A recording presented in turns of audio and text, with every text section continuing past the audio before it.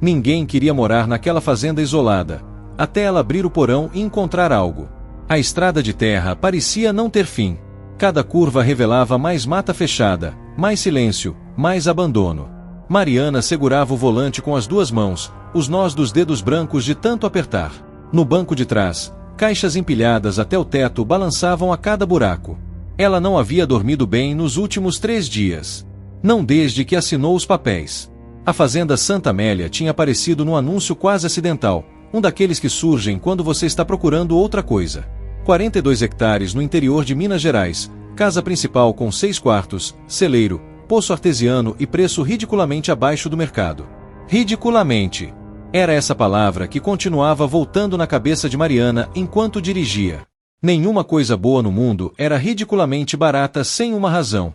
O corretor havia sido evasivo nas perguntas mais diretas. Sim, a propriedade estava há quase 8 anos sem habitante fixo. Sim, havia histórias que circulavam na cidade mais próxima, a quase 50 quilômetros dali. Não, ele preferia não entrar em detalhes. O que ele disse, com um sorriso que não chegava aos olhos, era que o imóvel era sólido, bem construído, e que qualquer história que circulasse por aí era coisa de interior, de gente com muito tempo livre e imaginação fértil. Mariana tinha 34 anos, era engenheira civil, divorciada há 2, e havia passado a última década construindo a vida dos outros enquanto a própria desmoronava em silêncio. Quando a empresa onde trabalhava fechou o escritório regional, ela recebeu uma indenização razoável e encarou aquilo não como um fim, mas como uma abertura. Talvez o universo estivesse tentando lhe dizer alguma coisa. Ela queria recomeçar. Queria terra firme sob os pés, literalmente. Queria silêncio, plantas, a possibilidade de acordar sem o barulho da cidade. A fazenda Santa Amélia, apesar de tudo, parecia perfeita demais para ignorar. A casa surgiu depois de uma última curva na estrada, e Mariana parou o carro por um momento só para olhar. Era grande, antiga, com paredes de pedra e cal que já haviam sido brancas e agora exibiam manchas amareladas pelo tempo. As janelas tinham venezianas de madeira, algumas fechadas, outras entreabertas em ângulos estranhos, como olhos semicerrados de quem dorme mas não descansa de verdade. O jardim na frente havia se transformado numa selva contida, com buganvílias tomando conta da varanda e raízes de árvores velhas levantando as pedras do caminho. Bonita. Assustadora. Viva de um jeito que as construções abandonadas às vezes ficam, como se o tempo dentro delas continuasse correndo num ritmo diferente do lado de fora. Mariana respirou fundo e saiu do carro. Os primeiros dias foram de trabalho puro. Ela contratou 2 homens da cidade próxima para ajudar com a limpeza mais pesada, e juntos varreram décadas de poeira, removeram ninhos de pássaros das calhas, consertaram janelas emperradas e limparam o poço. A casa por dentro era surpreendentemente boa. A estrutura estava intacta, as paredes sem infiltrações graves, o assoalho de madeira rangendo mas firme. Quem havia construído aquilo sabia o que estava fazendo. Os trabalhadores, 2 irmãos chamados Dorival e Expedito, não falavam muito. Faziam o serviço com eficiência, aceitavam o pagamento no fim do dia e iam embora sem se demorar. Na terceira tarde, quando Mariana perguntou se queriam ficar para um café, Dorival olhou para o irmão com uma expressão que ela não soube ler direito, e disse que tinham compromisso. Não havia compromisso nenhum no rosto deles. Havia pressa. Ela não perguntou mais nada. Foi na primeira semana, durante uma inspeção da casa que havia se tornado quase obsessiva, que Mariana encontrou a planta baixa original do imóvel guardada numa gaveta do escritório. O papel estava amarelado, as dobras quase rasgando, mas a tinta resistia. Ela abriu com cuidado sobre a mesa e estudou cada cômodo, conferindo com o que conhecia da casa. Quarto 1, quarto 2, cozinha, sala, despensa, corredor. Ela foi passando o dedo pelo papel, identificando cada espaço. Então parou. Havia um cômodo na planta que ela ainda não havia encontrado. Marcado simplesmente como porão, ficava sob a ala oeste da casa, acessado por uma escada que deveria estar na despensa. Mariana fechou a planta, foi até a despensa e olhou para o chão. As prateleiras cobriam toda a parede do fundo. Ela começou a empurrar a estante mais próxima e sentiu imediatamente a resistência, não de peso, mas de algo preso. Olhou embaixo e viu os parafusos. Alguém havia fixado aquela estante no chão com parafusos grossos, do tipo que você usa quando quer ter certeza que alguma coisa não vai se mover. Ela ficou parada ali por um tempo. O lógico seria chamar Dorival e Expedito. O lógico seria não fazer nada sozinha numa casa isolada num pedaço de terra que ninguém queria. Mas Mariana era engenheira, e engenheiros não conseguem deixar uma anomalia sem investigação. Era uma deformação profissional, ela costumava dizer. Era também, talvez, uma forma de não ter medo. Ela pegou uma chave de fenda e começou a soltar os parafusos. Levou quase 2 horas. Havia 12 parafusos no total, todos enferrujados, alguns tão antigos que a cabeça estava quase sem fenda. Suas mãos doíam quando finalmente conseguiu mover a estante o suficiente para ver o que havia atrás. Uma porta. Pequena, de madeira escura, com uma tranca simples de ferro que não estava trancada. Apenas fechada. Mariana ficou olhando para aquela porta por um longo momento. Lá fora, o sol estava começando a descer e as sombras dentro da despensa ficavam mais longas. Ela foi buscar uma lanterna, voltou, respirou fundo e abriu. O cheiro veio primeiro. Não era podridão, não era mofo, era algo mais difícil de nomear. Algo parado, denso, como o ar dentro de um baú antigo multiplicado por 1000. A escada descia em ângulo íngreme, os degraus de madeira cobertos de uma camada de pó que não parecia poeira comum mas quase uma substância, algo que havia sedimentado ali ao longo de muitos anos sem movimento. Mariana desceu devagar, uma mão na parede, a outra segurando a lanterna. O porão era maior do que ela esperava. Bem maior. Estendia-se por toda a extensão da ala oeste, talvez 12 metros de comprimento por 8 de largura, com teto baixo de pedra que forçava Mariana a caminhar um pouco curvada. As paredes também eram de pedra, grossas, com umidade acumulada nos cantos inferiores, mas sem o mofo agressivo que ela temia. O chão era de terra batida, dura como concreto. Então a lanterna iluminou o que estava no centro do ambiente. Caixas. Dezenas de caixas de madeira, empilhadas em fileiras organizadas, algumas tão antigas que a madeira havia escurecido até quase negro, outras mais recentes, com madeira ainda clara. Entre as caixas, prateleiras de ferro com objetos envoltos em pano. Ao fundo, uma mesa de trabalho larga com ferramentas dispostas sobre ela com cuidado de quem organiza um altar. Mariana ficou parada, o coração acelerado não de medo mas de algo mais complexo. Aquilo não era abandono. Aquilo era preservação. Ela se aproximou das caixas mais antigas e viu as marcações à tinta nas tampas. Datas.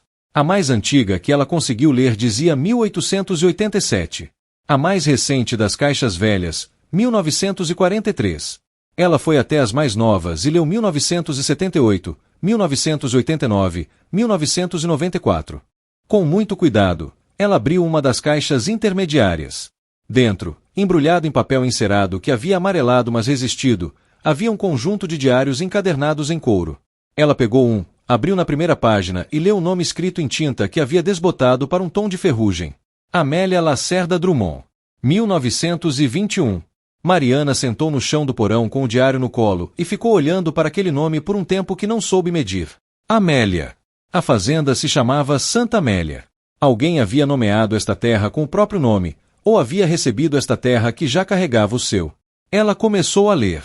O que Mariana encontrou nas semanas seguintes, enquanto abria caixa após caixa com cuidado que havia aprendido por intuição, não por treinamento, foi uma história que ninguém na cidade próxima parecia conhecer por inteiro.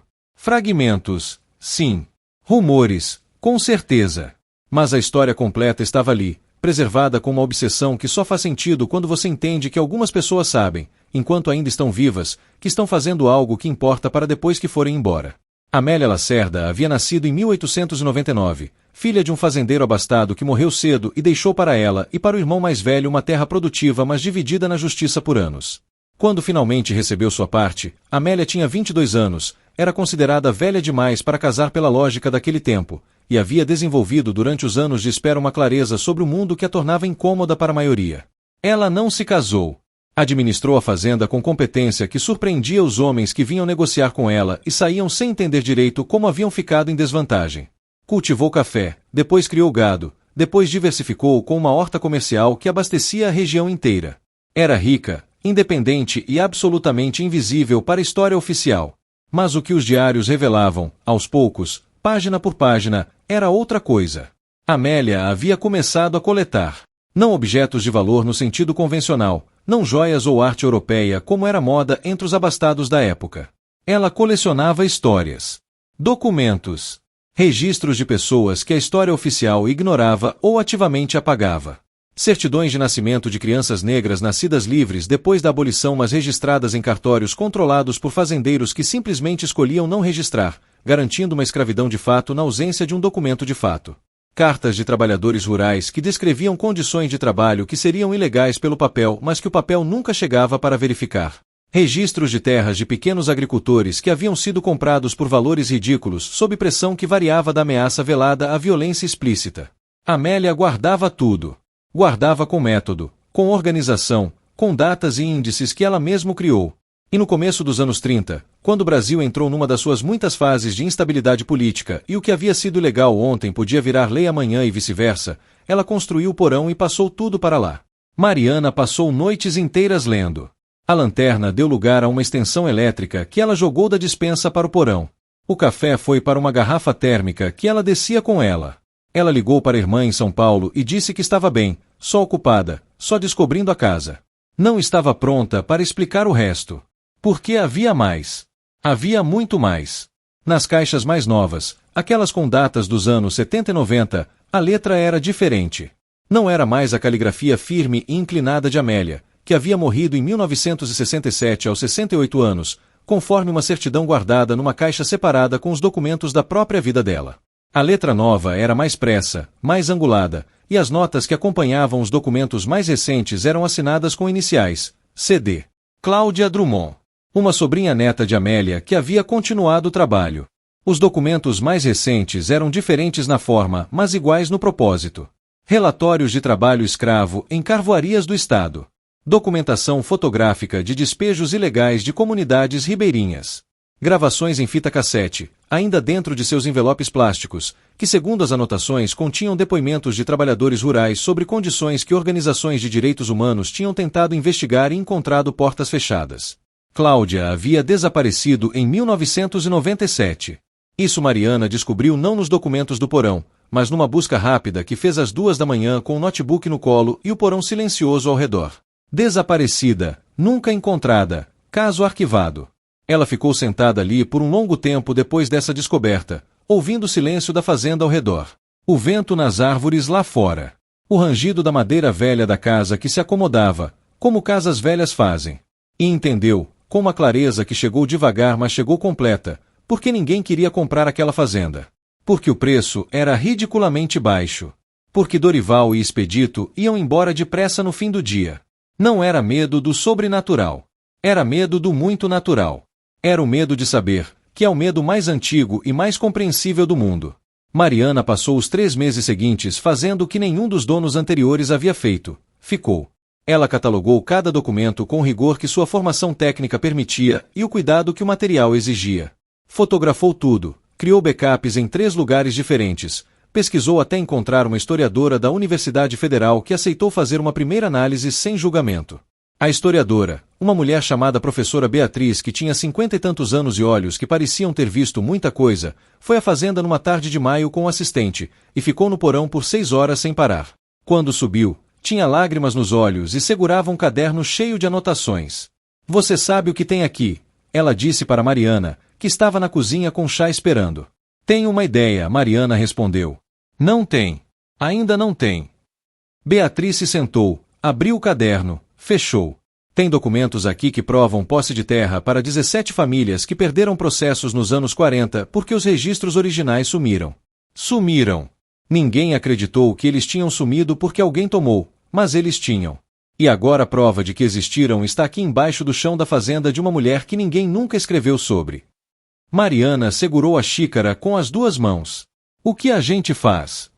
Beatriz olhou para ela com uma expressão que misturava exaustão com algo que só pode ser chamado de determinação. A gente faz o trabalho, ela disse simplesmente. O trabalho levou tempo. Levou advogados especializados em direito agrário, levou pesquisadores que vieram de 3 estados diferentes, levou uma parceria com o Arquivo Público Estadual que a princípio foi resistente e depois tornou-se colaborativa quando ficou claro o que estava em jogo. Levou uma matéria num jornal de grande circulação que usou o título que Mariana havia sugerido casualmente numa conversa, O Arquivo Esquecido. Levou Mariana aprendendo a lidar com ameaças que chegaram primeiro como telefonemas silenciosos e depois como mensagens mais explícitas, e que ela documentou com o mesmo método que Amélia havia documentado tudo décadas antes. Levou a instalação de câmeras na propriedade e o número da delegacia regional gravado na memória do celular.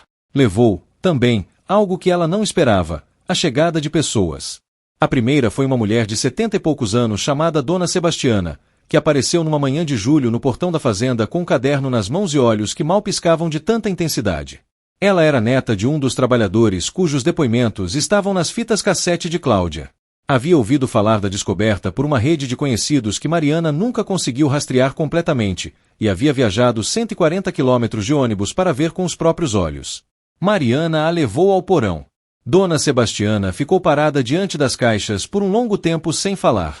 Então disse, com uma voz que não tremia apesar de tudo, meu avô falava que ele havia contado a história para alguém que ia guardar.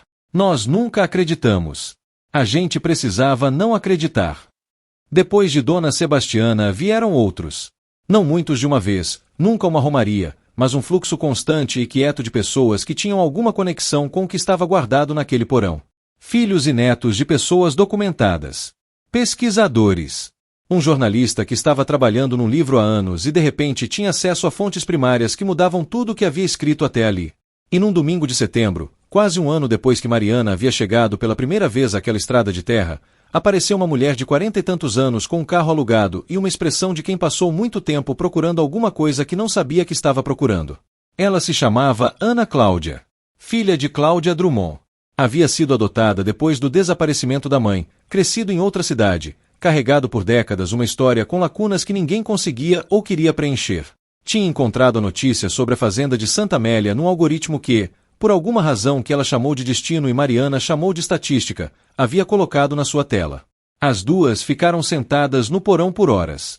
Mariana foi abrindo as caixas mais recentes, aquelas com os documentos que Cláudia havia guardado, lendo os índices, explicando o sistema de organização que era igual ao de Amélia mas adaptado, porque Cláudia havia aprendido o método com quem?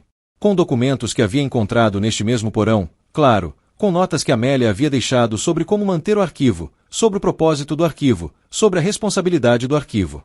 Ana Cláudia leu uma das notas de Amélia que Mariana havia traduzido, porque a caligrafia antiga era difícil, e ficou em silêncio por um longo tempo depois. Então disse, ela sabia que algum dia alguém ia encontrar isso. Ela esperava que sim, Mariana respondeu. E minha mãe também sabia. Cláudia sabia. Ana Cláudia fechou os olhos por um momento. Quando os abriu, tinha tomado alguma decisão que ainda não estava pronta para nomear, mas que Mariana conseguia ver nos ombros dela, que haviam baixado, que haviam parado de segurar algum peso que as pessoas carregam quando estão à espera de algo que não sabem se vai chegar. O que você vai fazer com tudo isso? Ana Cláudia perguntou. Mariana olhou ao redor do porão. Para as caixas, para as prateleiras, para a mesa ao fundo com as ferramentas dispostas como um altar. Para toda aquela história que havia esperado naquele silêncio de pedra por décadas, esperado com a paciência que só as coisas inanimadas têm, ou talvez com a paciência que as pessoas que as guardaram havia transferido para elas de alguma forma que a razão não explica mas o coração reconhece. Vou fazer o que elas queriam, Mariana disse. Vou fazer o que qualquer arquivo precisa. Vou garantir que seja acessado, que seja lido, que mude alguma coisa. O inverno passou. A primavera chegou na fazenda Santa Amélia com uma força que parecia exagerada, como se a terra estivesse compensando anos de abandono com excesso de vida. As buganvílias da varanda floresceram numa cor que Mariana não havia imaginado possível, um rosa quase vermelho que durava semanas. O jardim que ela havia começado a cuidar devagar, um canteiro por vez, começava a mostrar forma. A historiadora Beatriz havia publicado o primeiro artigo sobre o arquivo, em colaboração com 3 outros pesquisadores, em março. Havia uma segunda publicação em preparação, mais extensa, mais técnica, com reproduções de documentos que haviam passado por um processo de restauração digital coordenado por um laboratório universitário. As 17 famílias com documentação de posse de terra tinham entrado em contato com advogados. Alguns casos eram muito antigos para qualquer reparação prática. Outros não. Mariana havia transformado 2 dos quartos que não usava num espaço de trabalho para os pesquisadores que vinham com frequência crescente. Havia instalado uma conexão de internet decente depois de uma negociação que durou mais que a negociação para comprar a fazenda. Havia aprendido a fazer pão porque havia muita gente para alimentar e a padaria mais próxima era distante demais para depender.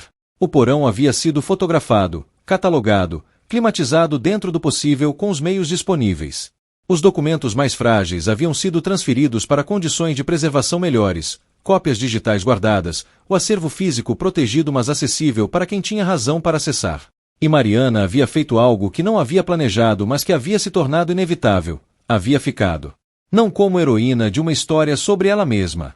Não como descobridora de um tesouro, porque aquele porão nunca havia sido um tesouro no sentido que a palavra normalmente carrega, havia sido sempre um peso, uma responsabilidade, uma aposta que Amélia havia feito sobre o futuro sem poder saber se o futuro ia honrar a aposta. Havia ficado como a pessoa que abriu a porta que outros haviam fechado e parafusado com 12 parafusos enferrujados, e que havia entendido que abrir a porta era apenas o começo, que o trabalho real era manter a porta aberta. Numa tarde de abril, quase 1 ano e meio depois de chegar pela primeira vez, Mariana estava sentada na varanda quando Dona Sebastiana ligou. Tinha conseguido, através do processo legal que os advogados haviam montado com base nos documentos do arquivo, o reconhecimento formal de que a terra que sua família havia perdido havia sido tomada ilegalmente.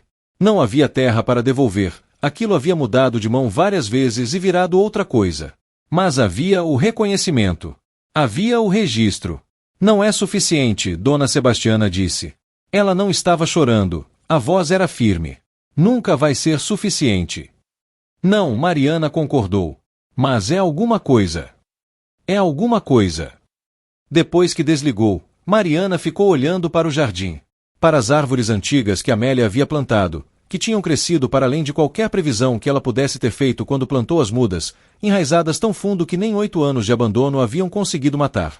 Para a casa que havia dado trabalho, que havia exigido dela cada ferramenta que possuía, técnica e pessoal, para se tornar habitável. Para a estrada de terra que ela havia percorrido pela primeira vez com os nós dos dedos brancos no volante, que agora conhecia tão bem que sabia exatamente onde estava cada buraco. Ninguém queria aquela fazenda porque saber é perigoso, porque a história guardada nos porões de lugares isolados é o tipo de coisa que as pessoas com razão para ter medo preferem que continue guardada. E havia algo de profundamente humano nesse medo, ela havia aprendido a não julgá-lo mesmo quando o enfrentava. Mas havia também algo profundamente humano no que Amélia havia feito. No que Cláudia havia continuado. No que, sem ter planejado, sem ter entendido completamente quando assinou os papéis, Mariana estava fazendo também. A tarde esticava sombras pelo jardim e a luz ficava dourada, como a luz fica em lugares altos do interior no fim do dia, e Mariana pensou que talvez as casas não ficassem vazias por acidente. Talvez algumas casas esperassem, com a paciência enorme das coisas feitas para durar, pela pessoa certa. Pela pessoa que chegaria, cansada e sem dormir e com os nós dos dedos brancos no volante, e abriria o porão não porque era corajosa, mas porque era engenheira e engenheiros não conseguem deixar uma anomalia sem investigação. E que às vezes a anomalia era exatamente o que o mundo precisava que alguém encontrasse. Ela levantou, entrou na casa, desceu ao porão uma última vez antes de fechar o dia. Passou a mão sobre as caixas de madeira escura, sentindo a textura do material que havia sobrevivido a tanto. Apagou a luz, subiu a escada, fechou a porta atrás de si. Mas não parafusou. Nunca mais parafusaria. Até o próximo vídeo.